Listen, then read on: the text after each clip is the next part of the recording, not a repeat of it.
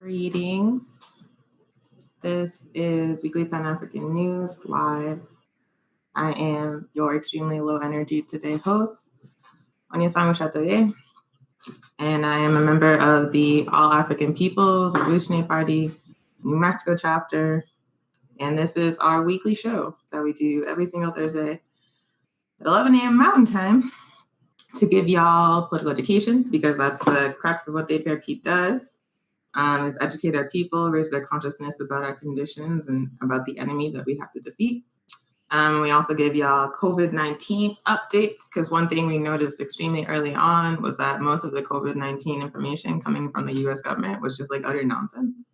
Like that time they told us not to wear a mask for 2 months, even though masks turned out to be the decisive factor that stopped the spread of the virus. And we also give y'all updates from Africa and the African diaspora, specifically related to COVID-19, because there is literally no way that you're going to get news about Africa and Africans from mainstream sources like CNN or NPR that is not super motherfucking racist. And so we decided to make this platform to make our own lane, to elevate APIP's analysis of the situation, because we think it's really important, and also to give our folks accurate and non-racist information about the pandemic from a revolutionary African perspective. So that's Weekly Pan-African News. And again, it's every Thursday, 11 a.m. Mountain Time. Very sleepy. I don't know why I'm so sleepy, but I am right now. But thank you all for tuning in. And as always, we want to open the show with an acknowledgement of the land we are on. I'm reporting to you from occupied Tiwa territory, also known as Albuquerque, which some people call the Duke City, which is mad colonial. That's bananas to me. But this is Tiwa land.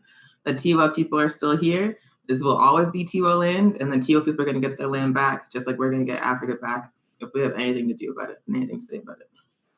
That's the land acknowledgement. Next, we always start the show by calling in an ancestor, because we are revolutionary African nationalists, which means we understand our struggle to be part of a continuum of African liberation struggle that has lasted 4 or 5 centuries and counting.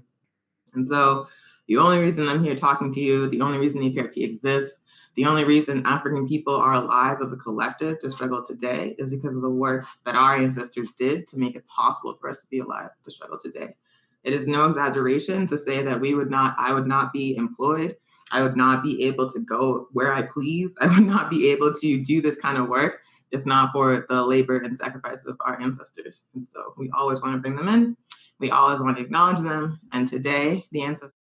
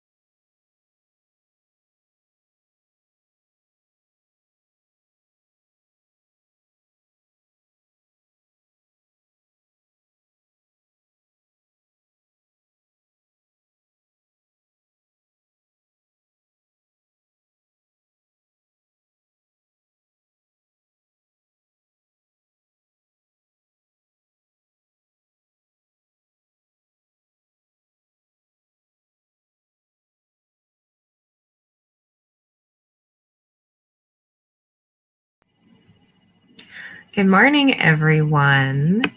My name is Kendra, and I'm a member of the AAPRP, the All African People's Revolutionary Party. And today we will be discussing what really caused the pandemic.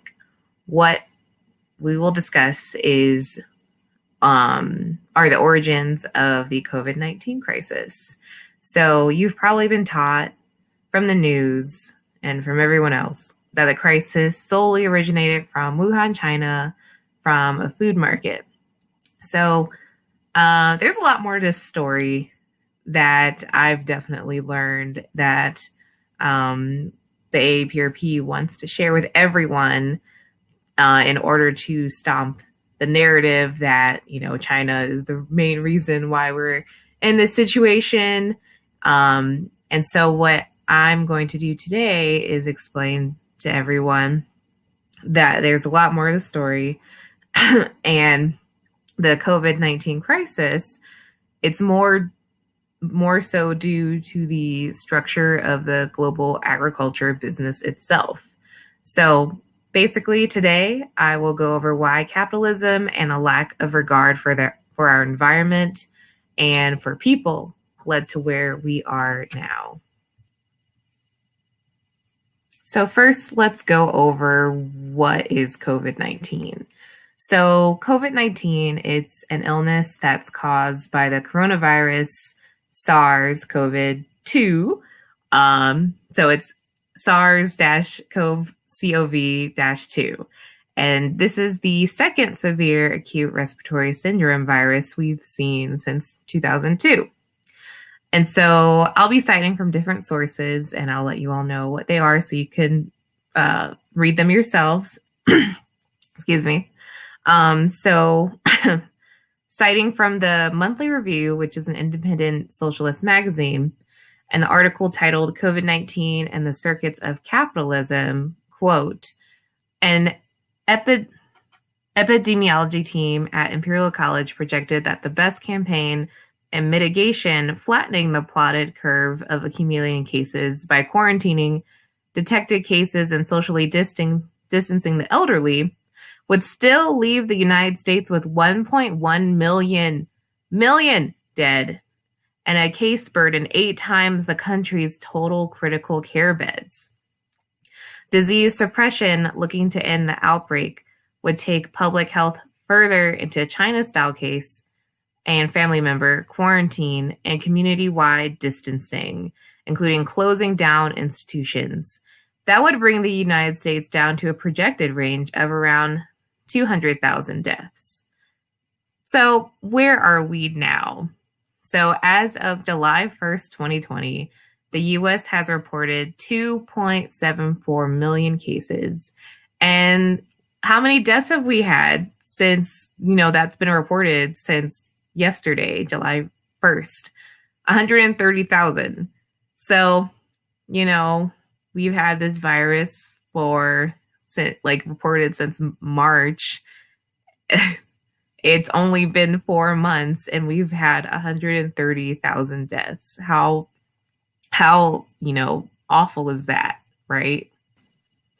So I'll ask again, based on the topic we have today, how did we get here? So again, there are underlying structural reasons why this is happening. And this will probably continue to happen unless we get our act together, unless the world gets its act together. So I'll be citing from Ron Wallace. He's an evolutionary biologist. He studies the evolution and spread of diseases. And he is basically saying that capital and agribusiness, so agricultural business practices, is, spearheading land grabs into the last of primary forests. And these forests are what contain these pathogens, these novel pathogens that humans haven't ever experienced before. And because of, investments in deforestation, this is driving the development of disease emergence. So I have an article that I'll cite from. It's titled Agribusiness Kills, Capitalist Agriculture and COVID-19, excuse me, a Deadly Combination. And this article is from climateandcapitalism.com.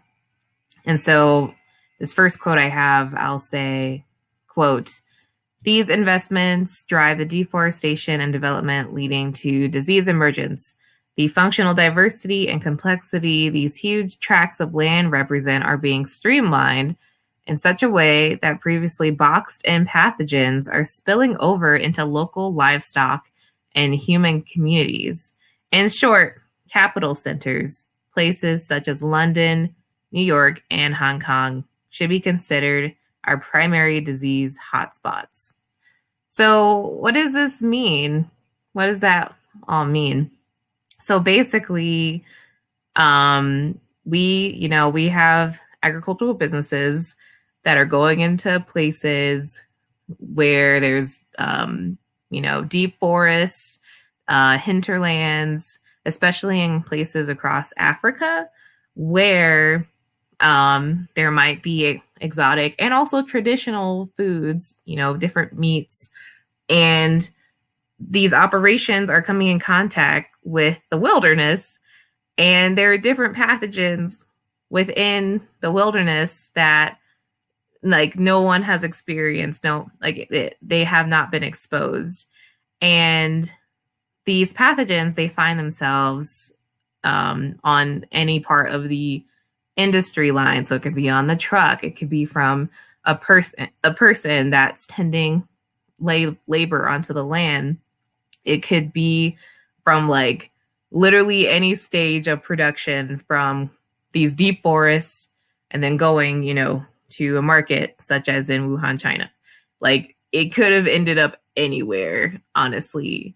Any place that has capital that is hosting these markets, this virus could have ended up in New York City. It's pretty wild. So I'll just read a quote from the same article, the Agribusiness Kills, Capitalist Agriculture and COVID-19, a Deadly Combination. So I'll start with quote, "Other than describing the wild food market in the typical Orientalism, little effort has been expended on the most obvious of questions. How did the exotic food sector arrive at a standing where it could sell its wares alongside more traditional livestock in the largest market in Wuhan? The animals were not being sold off the back of a truck or in an alleyway. Think of the permits and payments and deregulation thereof involved. Well beyond fisheries, worldwide wild food is an increasingly formalized sector, ever more capitalized by the same sources backing industrial production. The overlapping economic geography extends back from the Wuhan market to the hinterlands, where exotic and traditional foods are raised by operations bordering the edge of a contracting wilderness. As industrial production encroaches on the last of the forests, wild food operations must cut farther into raise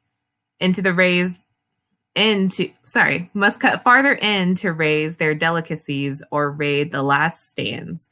As a result, the most exotic of pathogens, in this case, bat-hosted SARS-2, find their way onto a truck, whether in food animals or the labor tending them, a shotgun from one end of a lengthening periurban circuit to the other before hitting the world stage.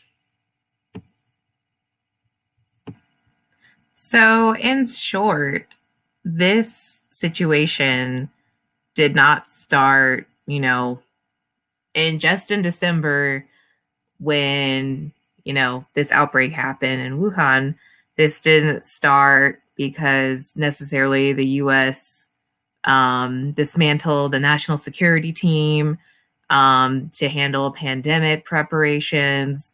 This situation didn't start because in 2017, the feds failed to act on a 2017 pandemic simulation that showed the country was unprepared.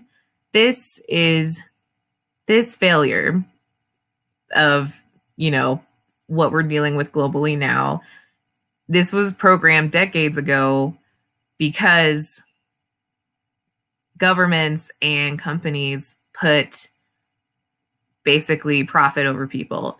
The shared commons of public health were neglected and monetized at the same time. And when we talk about public health, we not just talk about people, but we talk about the environment. It's all interrelated. These people's communities, deforestation, raiding different areas to get, the best stock of food and resources, and pillaging. This is what caused this pandemic, like decades long. I mean, you could even say centuries long, but in this specific instance, agriculture business and its form now coincide with capitalism is what caused this pandemic. So I wanted to talk also about, the racist narratives that we hear that, oh, China, they eat bats, so that's where we got it from.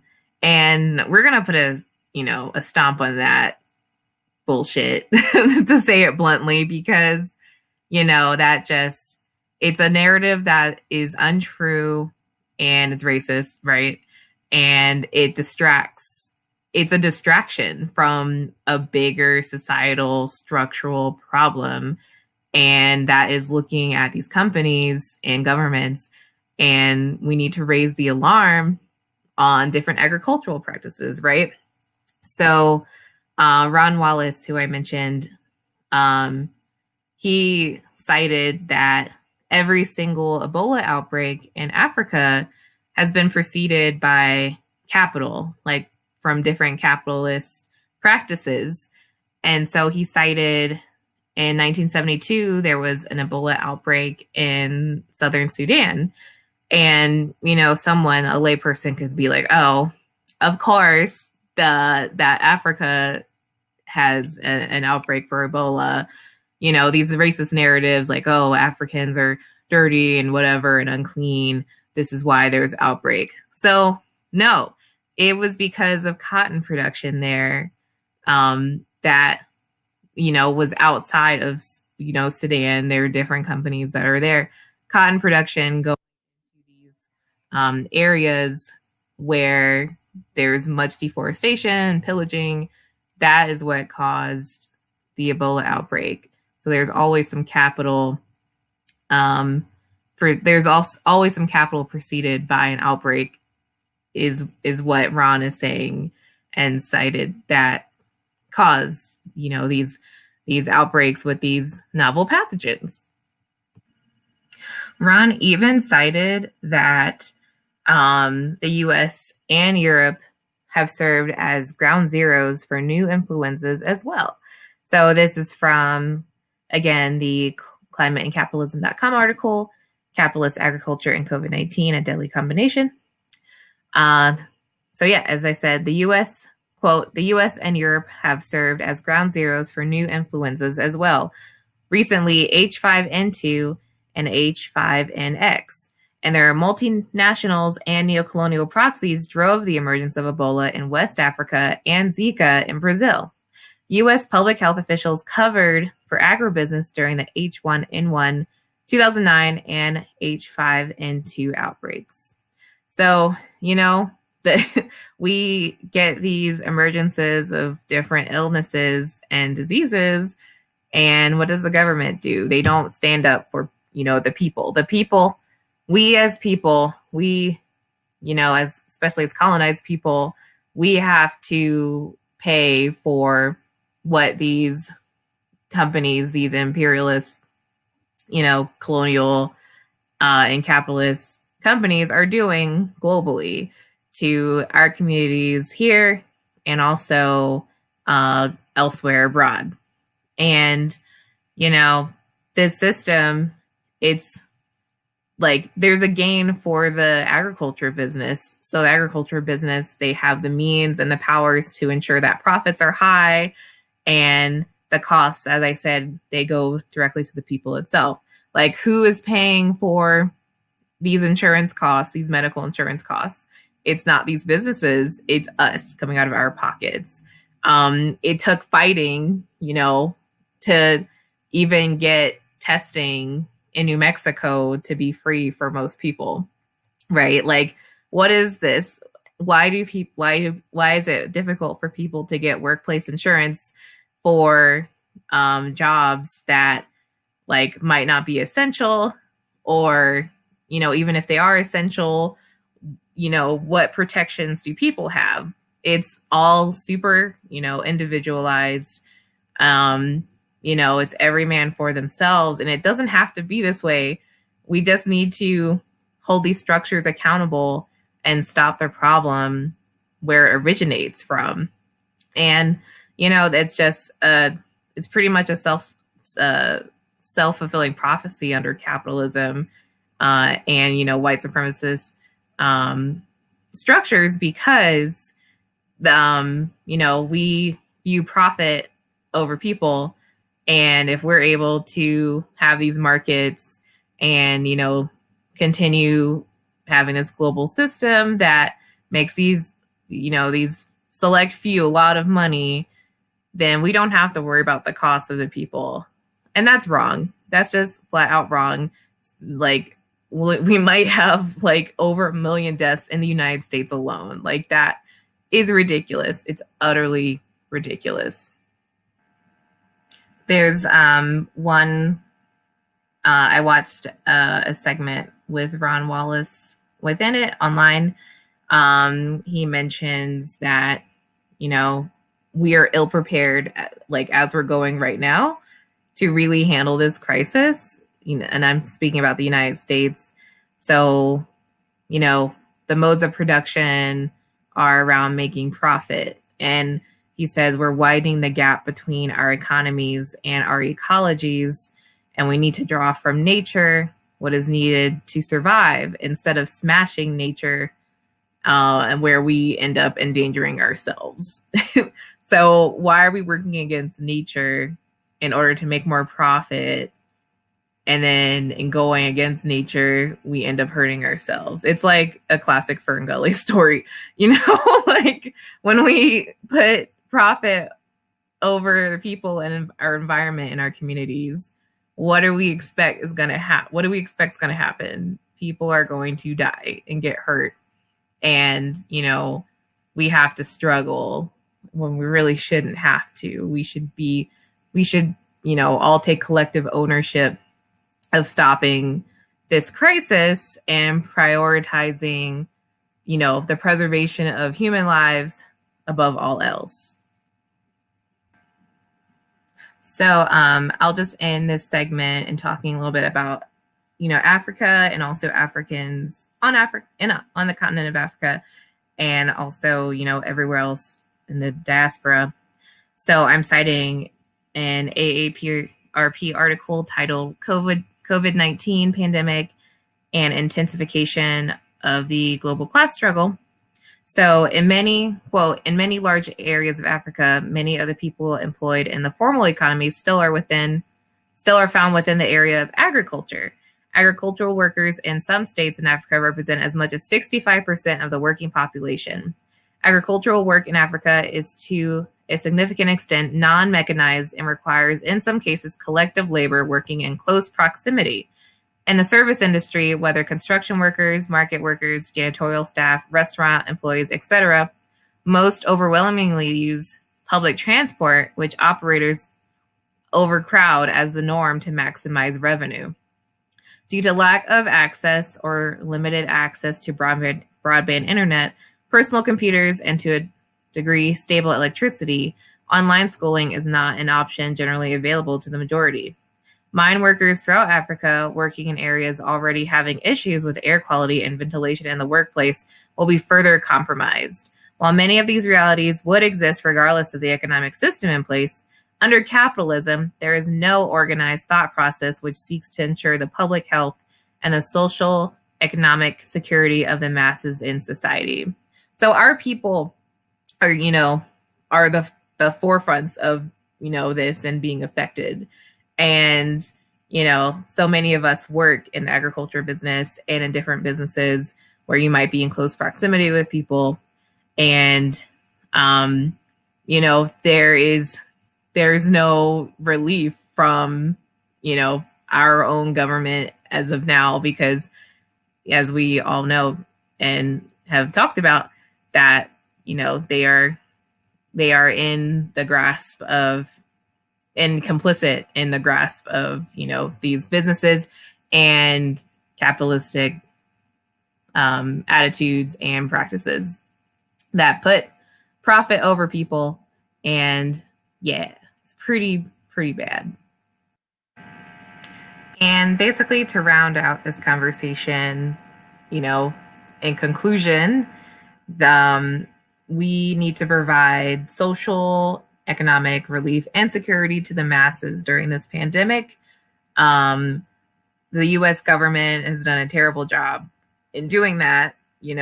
We are reopening and we're not necessarily protecting people during this pandemic. And as we're seeing the trends and, the curve is, it flattened for a little bit and now it's going back up.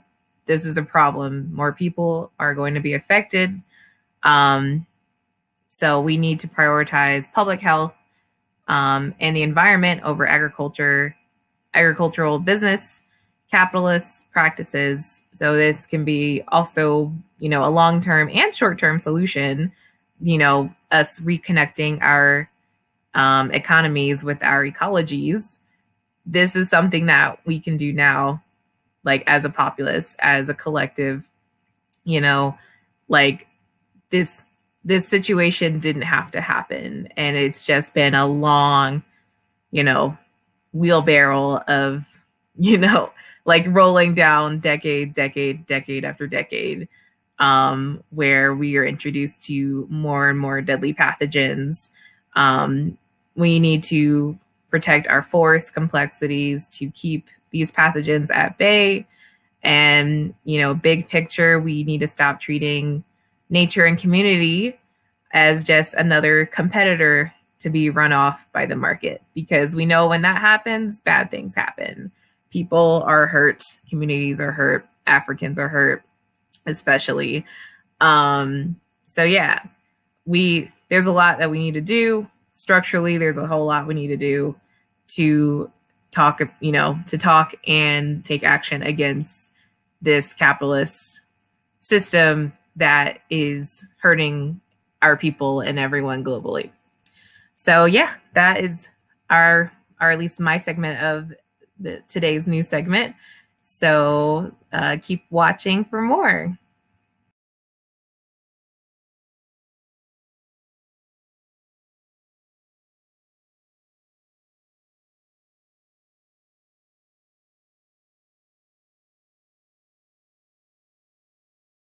I can't tell if I'm back on the screen.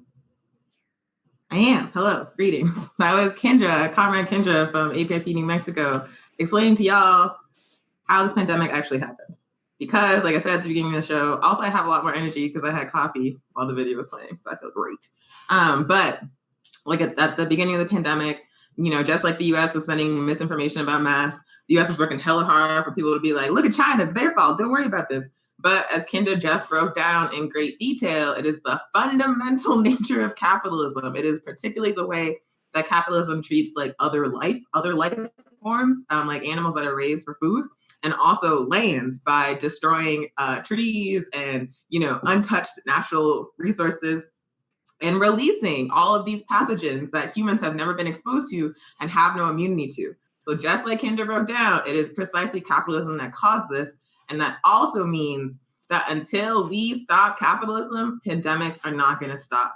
Pandemics are going to get worse and worse. They're going to become more and more widespread, and they're going to become a fact of life until we stop capitalism. So thank you so much, Kendra, for that really well-researched PE segment. And now we're going to keep it moving.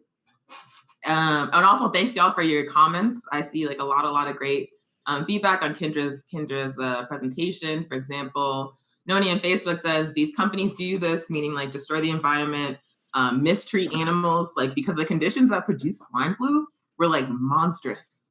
Like I'm not even a vegan, but like warehousing animals in like these tiny spaces where they can't move and they just like are like getting harmed and being exposed to each other and like passing diseases.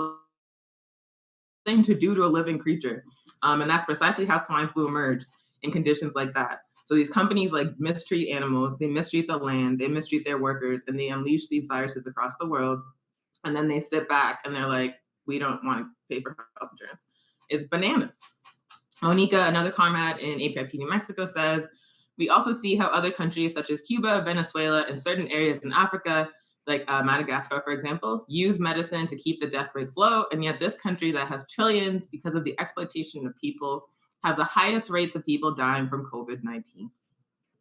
This is also intentional due to the people dying at the highest rates are African indigenous. Correct. This is also why environmental justice is our fight. So like 100% right on what Monica is saying, like, man, like you could not, like the tone switched so fast in the United States as soon as it became clear that it was mostly African indigenous people dying. As soon as that was clear, then all of a sudden people were like, well, we got to open up businesses. We can't just stay closed forever. We got to send these people back to work. We can't have these people sitting at home on unemployment, mooching off the system. Who were they talking about? Obviously, they were talking about us. So as soon as it became clear that we were the most impacted, suddenly this was not something worth taking seriously anymore. And that's what we've seen unfold in the United States, even as we see rising infections on a daily, like new records every single day in the United States in terms of like positive infections. It's kind of bananas. And then just like she pointed out, much, much poorer countries that have a very, very different like social outlook, like places like Cuba and Venezuela and Guinea-Bissau and Madagascar are doing much better at controlling the pandemic than this like so-called most powerful and best nation on earth.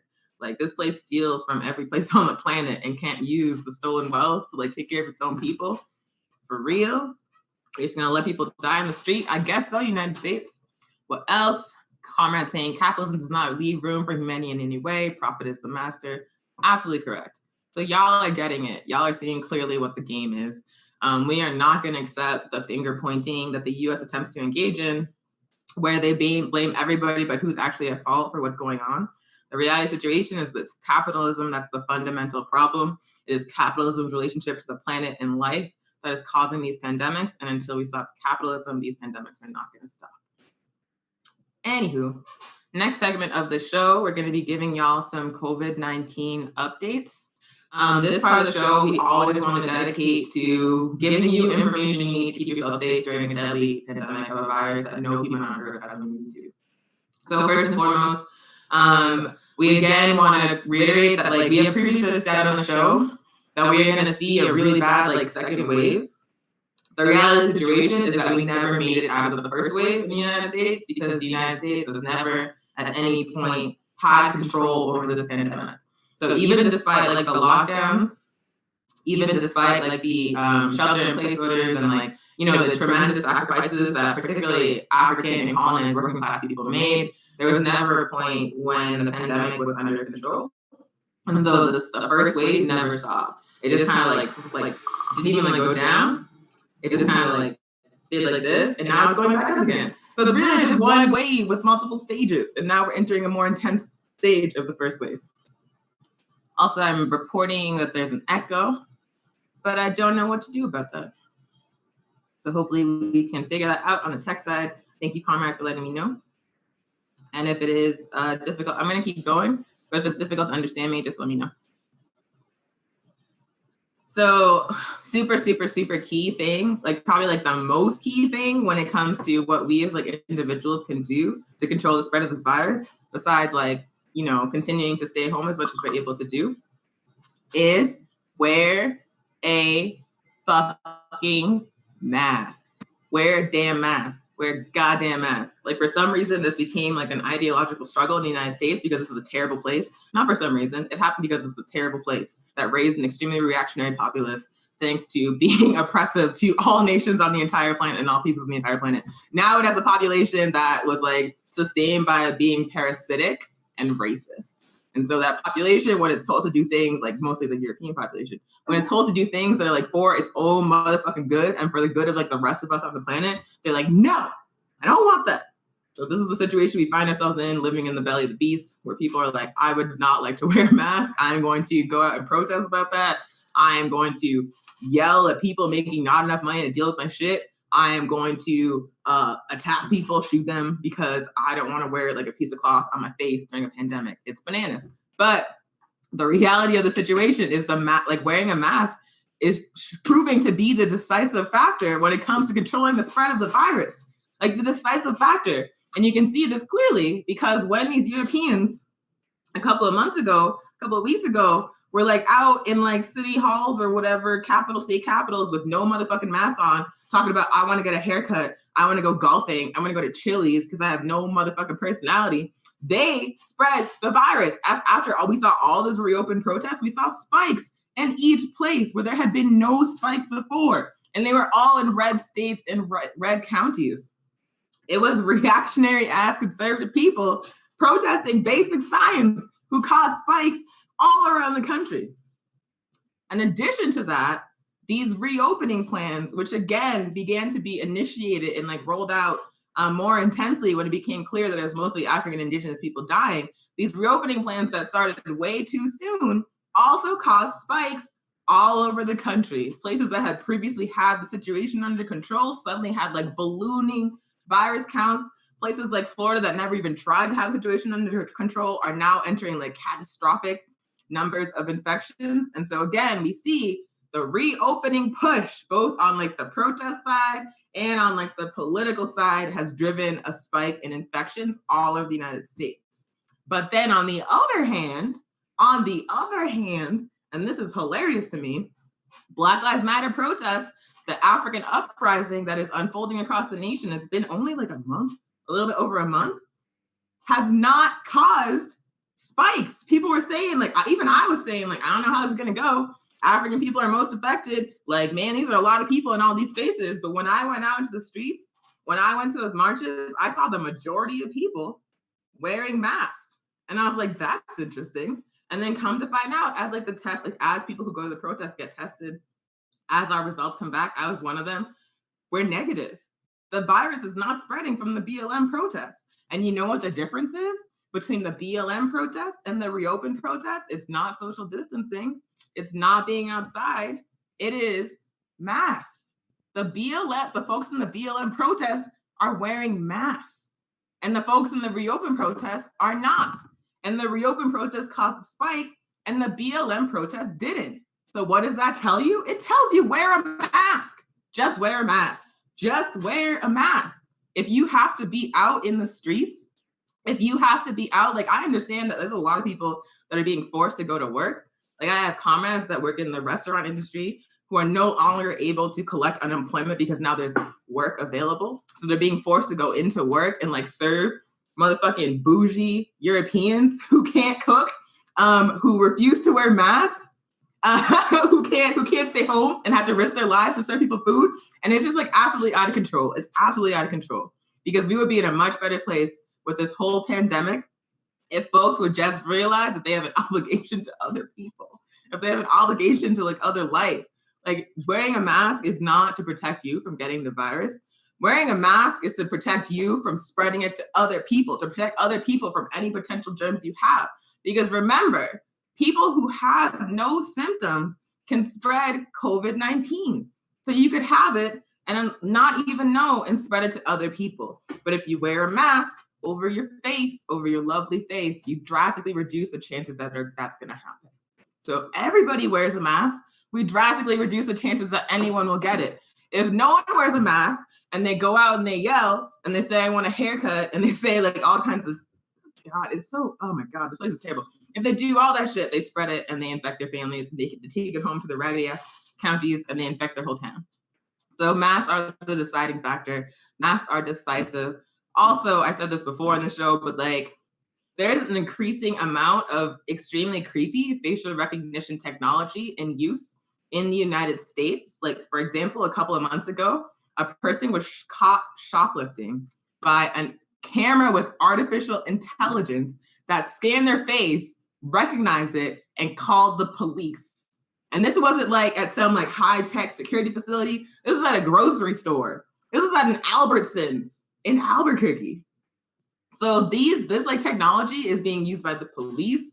It's being used by those like snitch ass doorbell systems, like the like what is it called, Ring cameras that people use.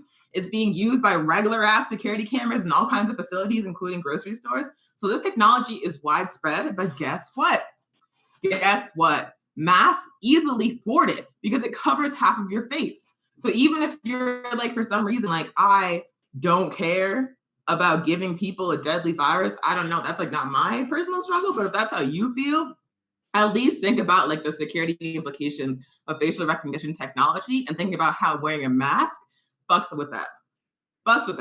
Like, live your cyberpunk fantasy by wearing a mask on your goddamn face. And as a side effect, you won't be spreading a deadly virus to someone who will not survive it. Like, for real, like, I feel like all these like give me liberty or give me death people, all the people who are like my rights, like, think about the fact that the camera can look at your face, scan it, find out who you are, and arrest you. Like, goddamn, does that not concern you? Just wear the mask for that. Anywho, so again, we're gonna keep saying this on the show. Wear a mask. Every time we're out at a protest, every time we organized Juneteenth here in Albuquerque, this past, was it 2 weeks ago? On the 19th. And we gave out masks. We gave out like hundreds of masks to everybody that came because we were like, yo, we want to be out here. We want to celebrate. We want to talk about our history as a people. We want to come together as a people, but we don't want to get people sick. So take a mask. And there's all kinds of community groups getting out masks. Black Hammer has been distributing masks nationwide to hundreds of people. Like, there are ways to get a mask. So if you need one, hit us up. But also, please, please, please, every time you go outside, put that shit on your face. Put it on your face. Put it on your face. Pretend you're cosplaying. So those are the COVID-19 updates. Thanks y'all for the comments. I see more folks just agreeing. People in BLM wearing masks, no spike. Reopening protests, no one wearing a mask, spike increase. That was like such a self-own. So satisfying. Also, the realization that what we do affects others is an impasse for others to understand because they refuse to see our interconnectedness. Absolutely true. Capitalism inspires like the most irrational individualism in people, in like all kinds of people, where they're like, I live in like a little bubble and I only have to worry about myself and I don't care what impact my actions have on anyone else. That's not my problem. Like, that's like the kind of mindset that capitalism creates in people. And it's like extremely, extremely, like the US, I've been like in a lot of places around the world, thanks to the APRP. And in the US is where that attitude is like the most severe that I've experienced. Like, people in the United States are like a very different kind of person, like in terms of like ideology, in terms of like their attitude towards other people. Colonized folks, especially African folks and indigenous folks, are like less susceptible to it. But because we've been like, steeped in the shit for so long, like we fall victim to it too. Like this individualist mindset, this extremely selfish, like American-centered mindset that makes people do things like protest wearing a mask. Ugh. Also, let's see what else. What did the APRP support in Angola? Can't find it online. I'm doing research. The MPLA. Let's see what else. You can make a mask out of a sock even. Correct. Or a bandana. Or there's like, I've seen like these no-fold mask technique or like the no-sew mask techniques. There are many, many ways. Or an old t-shirt.